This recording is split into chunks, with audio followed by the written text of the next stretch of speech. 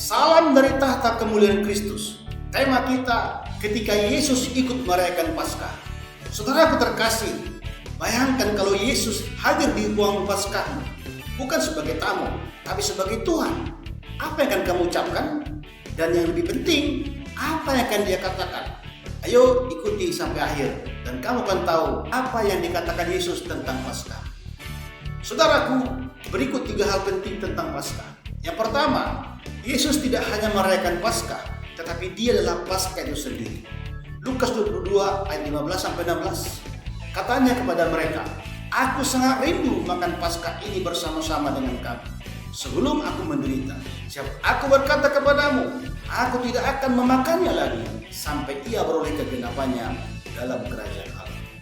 Saudaraku, coba bayangkan ini. Ketika secara tiba-tiba Yesus hadir di ruangan Paskahmu yang sudah teratur dengan rapi, meja penuh dengan makanan kesenanganmu, anggur yang menyukakan hati, penuh dengan dekorasi yang indah dan lighting yang memukau. Tetapi ketahuilah, dia tidak datang untuk duduk dan makan, tetapi dia datang untuk melihat dan bertanya, apakah kamu mengerti arti Paskah yang sebenarnya? Dia menatap matamu dan berkata dengan suara lembut tetapi dalam, "Anakku, apakah kamu merayakan aku? Atau hanya tradisi dan ritualnya? Atau hanya makanannya? Atau hanya merayakan sebagai suatu peristiwa sejarah semata?" Ketahuilah, Paskah adalah pengumuman bahwa maut dikalahkan dan hidup kekal sudah dibuka. Yesus tidak hadir sebagai tamu, tapi dia adalah inti dari seluruh momen Paskah itu sendiri. Yesus merindukan Paskah, tetapi bukan karena makanan. Dia rindu bersekutu. Dia rindu menyampaikan pesan terakhirnya. Dia rindu agar murid-muridnya, itulah kamu dan saya, hari ini mengerti dan menghidupi makna dari pengorbanannya di kayu salib dan kebangkitannya dari ini. Yang kedua, Paskah adalah momen peralihan. Yesus tahu malam itu adalah malam peralihan, yaitu dari meja perjamuan menuju ke taman Getsemani, dari persekutuan menuju ke pengucilan dan sidang pengadilan, dari kehidupan menuju ke kematian di Kalvari, lalu hari ketiga menuju kebangkitan, dari kehidupan yang terbelenggu dengan dosa menuju hidup yang dimerdekakan, dari hati dan jiwa yang gelap menuju pertobatan dan hidup dalam terang Kristus, dari kuburan dosa yang berbau busuk dan menjijikkan menuju altar suci penyembahan. Sekarang juga tentukan sikap hidupmu.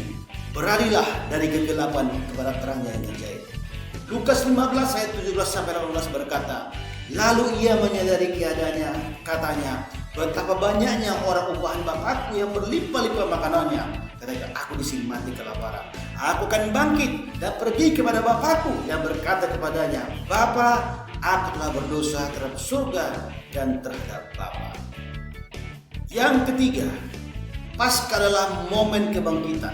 Ketika Yesus hadir, maka yang mati atau hampir mati akan hidup kembali, yaitu mimpi yang kandas dan terkubur akan dibangkitkan, hubungan yang rusak akan dipulihkan, keputusasaan dan kekecewaan akan menjadi harapan dan optimisme. Panggilan Tuhan yang terabaikan akan berkomitmen kembali. Roh yang suam-suam akan menjadi panas dan menyala kembali. Yesus berkata, Yesus tidak bangkit supaya kita tetap statis, apalagi mundur.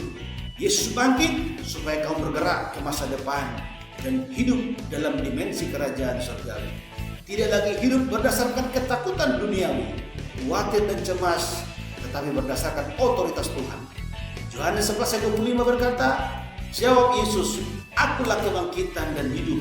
Barang siapa percaya kepadaku, ia akan hidup walaupun ia sudah mati."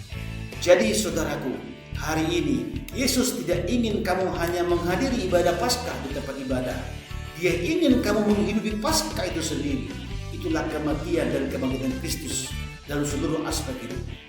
Dia mencari hati yang terbuka dan bukan sekedar penampilan fisik yang dihiasi. Dia ingin tinggal dan bukan sekedar berkunjung atau dikunjungi pada saat ibadah Paskah saja. Dan dia bertanya hari ini, adakah tempat untukmu di dalam hidupmu? Adakah di sana tersaji roti yang dipecahkan?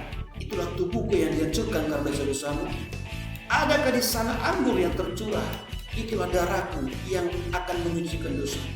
Sadarilah, ini aku hidup dan kamu juga harus hidup. Mari bangkitlah sekarang juga. Ini tanganku yang berlubang paku dan jangan kamu tidak percaya. Saudaraku, jika renungan ini bermanfaat, dan jangan lupa di like dan tulis pengalamanmu di kolom komentar. Dan bagikan juga pada temanmu agar mereka bisa menikmati puasa Paskah Yesus. Demikian Tuhan berkati. Salam.